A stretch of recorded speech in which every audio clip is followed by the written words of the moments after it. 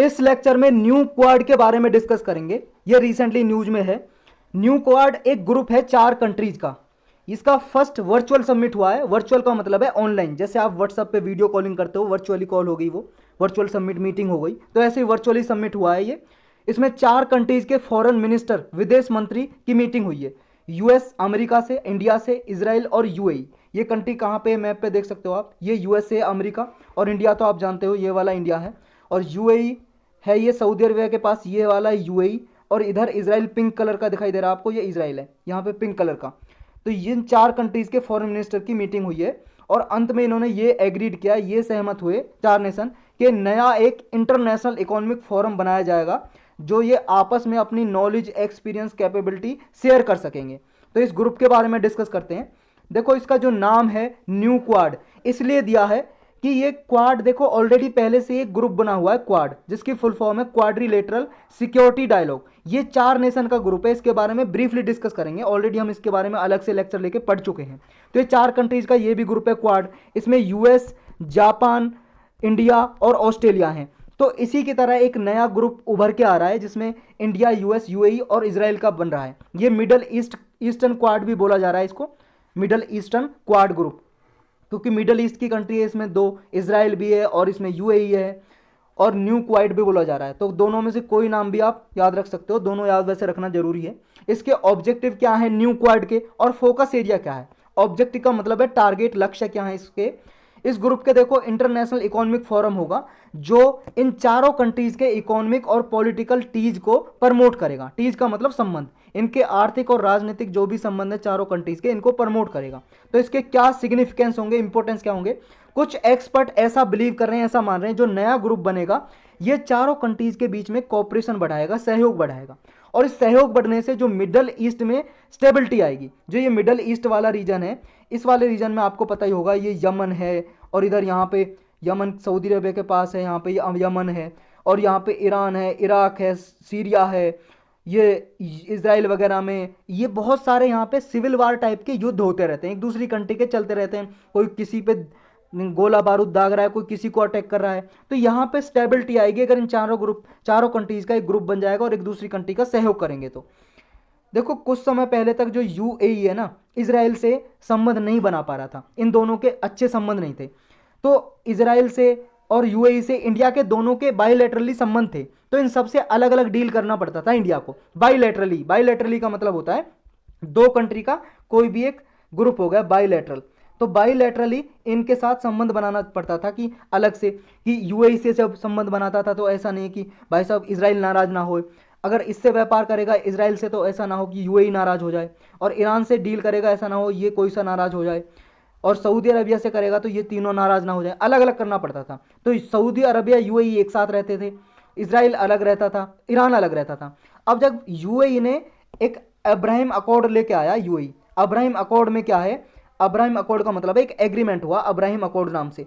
उसमें यूएई ने इसराइल के साथ अपने अच्छे संबंध बनाए, दोनों के बीच में कोऑपरेशन हो गया, दोनों कंट्रीज के बीच में। अब इंडिया को फायदा हो गया, अब यूएई और इसराइल के एक साथ मिलकर ये डील कर सकता है इंडिया। तो ये सारे फायदे होंगे।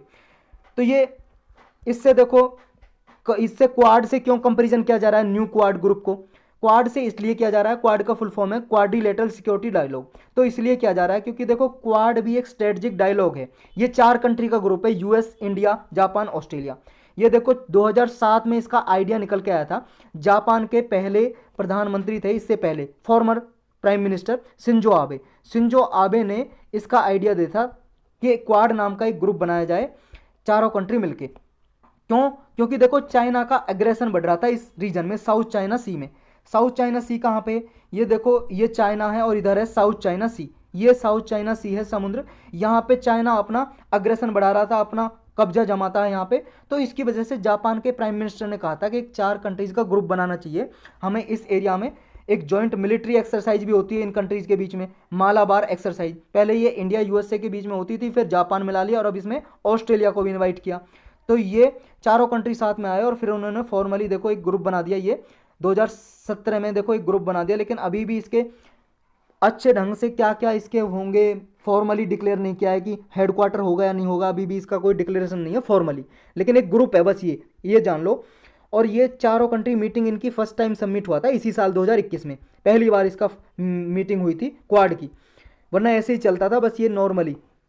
तो ये क्वाड 4 कंट्री का एक ग्रुप है, पार्टनरशिप है। तो ये ग्रुप का फोकस यही रहता है कि इन चारों कंट्री के बीच में ट्रेड बढ़े, व्यापार कॉपरेशन बढ़े, मैरीटाइम सिक्योरिटी के लिए। मैरीटाइम जहाँ पे वर्ड आए समझ लो समुद्र की बात हो रही है, ओशन की बात हो रही है। तो ओशन में समुद्र जो आसपास का रीजन, यहाँ पे चाइना के जो ये घूमते रहते हैं जहाज़ वगैरह, इनसे कोई नुकसान ना हो, ये इसके लिए मैरीटाइम सिक्योरिटी रहे, सुरक्षा रहे, समुद्र में आसानी से व्यापार कर सकें। जो शिप जाते हैं पानी के जहाज सामान बेचते इधर उधर एक्सपोर्ट इंपोर्ट करने के लिए जाते हैं भाई साहब, तो इनके सिक्योरिटी रहे।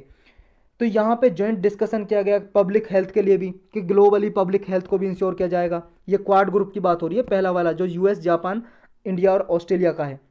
इन्होंने आपस में कोऑपरेट किया कि जॉइंट इंफ्रास्ट्रक्चर डेवलपमेंट के लिए काम किया जाएगा। एक दूसरे की कंट्री में इंफ्रास्ट्रक्चर बनाया जाएगा, रोड, रेलवे वगैरह, पोर्ट या एयरपोर्ट वगैरह डेवलप किए जाएंगे, ट्रांसपोर्ट टेक्नोलॉजी वगैरह में फोकस किया जाएगा। तो इस क्वाड का तो है ये फोकस एरिया।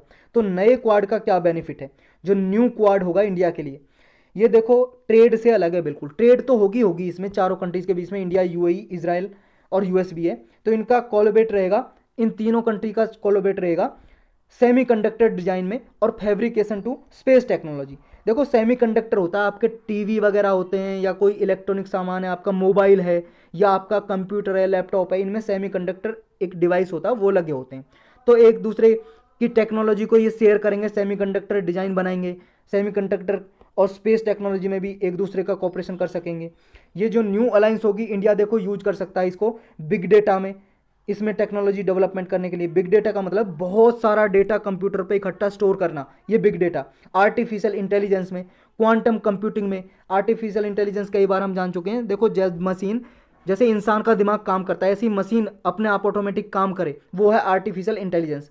क्वांटम कंप्यूटिंग और इसका एक्सपोर्ट जो है इंडिया का, इसकी मार्केट मिल जाएगी इन कंट्रीज़ की, इजराइल की, यूएई की, यूएस की। तो अपना प्रोडक्ट इस मार्केट में बेच सकेगा। तो इतने सारे इंडिया को फायदे होंगे, हेल्पफुल हो गया।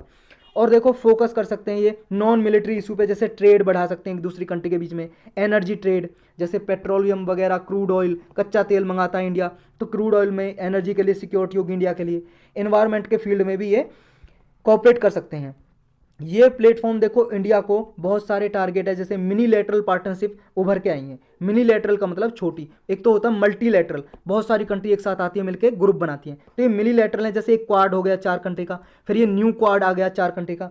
तो मिनी लेटरल पार्टनरशिप इंडिया की बढ़ती जा रही है, वाइड रेंज बढ़ती जा रही है। और देखो एक मेजर पावर है फ्रांस, रसिया, चाइना, ये इस रीजन में मेजर पावर है। इनको भी काउंटर करने के लिए इंडिया के लिए ये एक नया ग्रुप होगा। तो अभी इसकी नीड क्या थी और सिग्निफिकेंस, इसकी इंपॉर्टेंस क्या है इस ग्रुप की?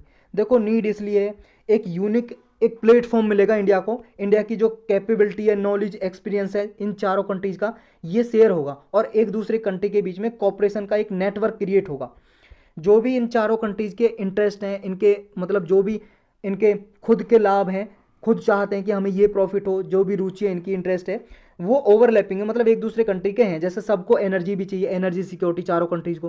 क्लाइमेट के लिए सबका एक मतलब कॉपरेशन करना चाहते हैं, क्लाइमेट के रिगार्डिंग, क्लाइमेट चेंज हो रहा है। ट्रेड भी बढ़ाना चाहते हैं और रीजनल सिक्योरिटी भी चाहते हैं कि सुरक्षा हो, उनके आसपास की कंट्री में पीस हो, सिक्योरिटी हो, स्टेबिलिटी हो। तो ये चारों कंट्री का, चाहे इंडिया हो, इजराइल हो, यूएई हो, चाहे यूएस हो, सबके ये इंटरेस्ट हैं, तो इनको फुलफिल किया जा सकता है। तो इस तरह से न्यू क्वाड क्या है, सारी कंट्रीज़ के लिए एक तरह से एक एरिया है, प्लेटफॉर्म है, जो अपने इंटरेस्ट को डेवलप कर सकते हैं, प्रमोट कर सकते हैं।